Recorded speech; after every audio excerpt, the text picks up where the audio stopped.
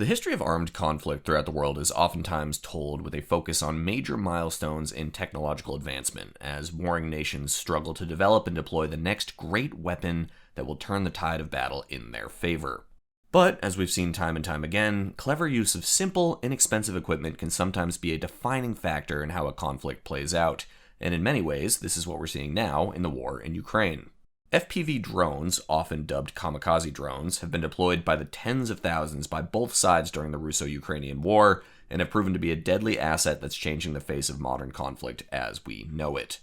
Inexpensive, commercially available, radio-controlled quadcopters, jerry-rigged with RPG warheads, mortar rounds, or other IEDs, can be remotely piloted by a single soldier to find and eliminate substantially more advanced and expensive enemy equipment from relative safety, miles away from the target area. This game-changing weapon punches well above its weight class, so to speak, and has become a defining technology in the ongoing war in Ukraine. So today, let's learn how to paint up this 1/35th scale Ukrainian drone operator from the folks at SPALAH. To begin, I've gone ahead and temporarily mounted our figure and our drone setup to 2 separate drywall screws with a bit of superglue to serve as painting jigs.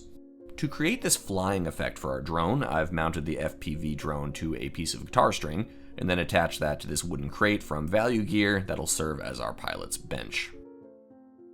As always, let's spray all of our parts with a coat of black primer to give us a nice even base to work up from.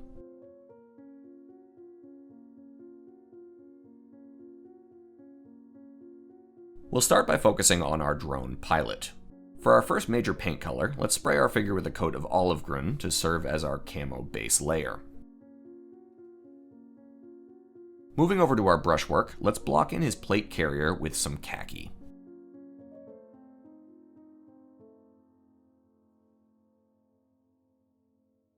For our skin work today, we're going to be following my basic Faces Made Easy technique. We'll start with a layer of flat flesh all over his arms and face.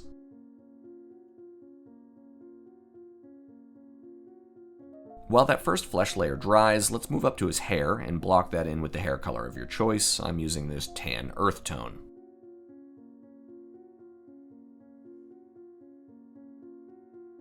With a bit of flat black, let's pencil in the details of these 3 spare mags our pilot has tucked into his chest rig. And using a bit of that same khaki we used up on the plate carrier, let's brush in his boots as well. To add a little depth and interest to our figure's hair, I'm going to go ahead and dry brush some of that khaki over his head. This will help make the hair look a little less blocky and a bit more like individual hairs.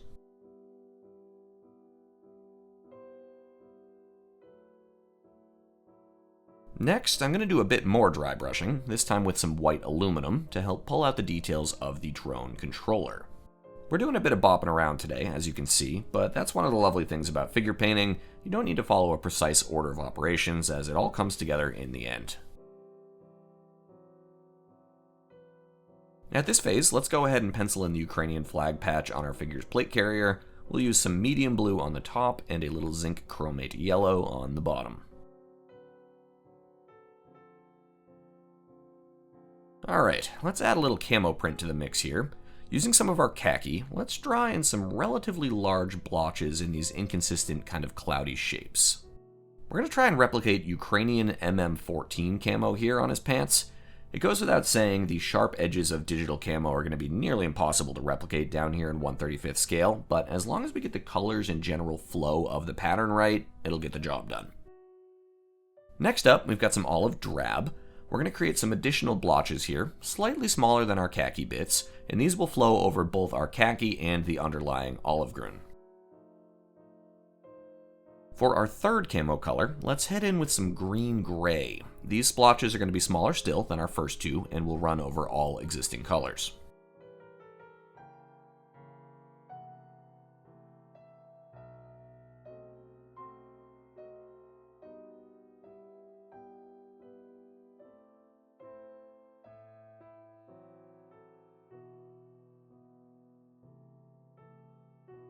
And for a final pass, let's come back with some of our original khaki and just add some little spots and dots all over our operator's pants.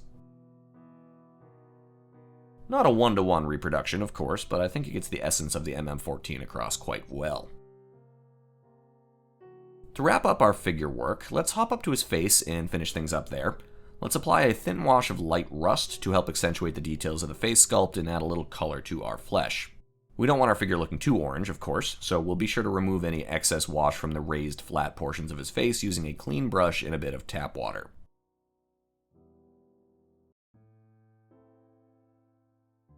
A final pass of our original flat flesh helps to highlight the high points of the face and arms as well.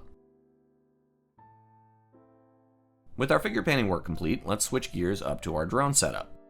For our wooden crate, let's first spray this with a nice rich coat of Shokabrun.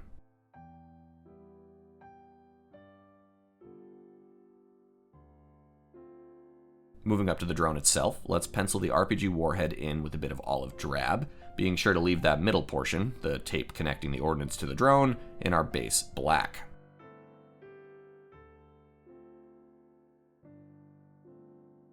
For the battery pack on the top of the drone, let's use a bit of medium blue, again being sure to leave the tape portion in the center in our black primer.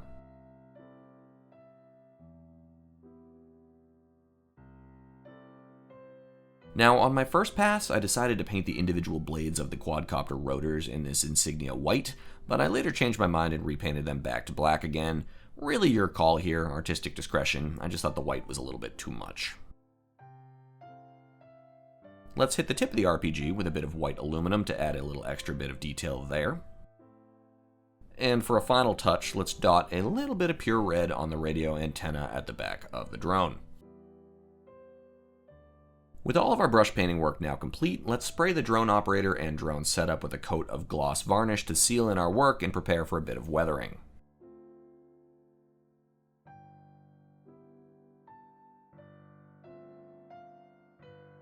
We're going to be applying a very simple sludge wash of fluory dark dirt clay-based wash to our figure and drone base today.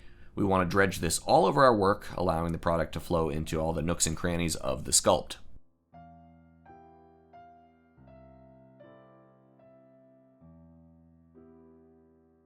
We'll then follow this up with a nice fine-tipped brush and a bit of tap water to remove any excess product from the raised portions of the sculpt, allowing it to remain just in those recessed details to help create a little artificial shadow and dirt effect on our figure.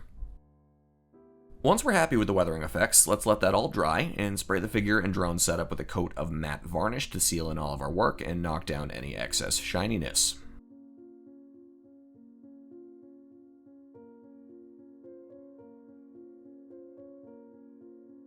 And with that, we've got ourselves a great little figure and a pretty impressive representation of the ever-changing nature of the modern battlefield.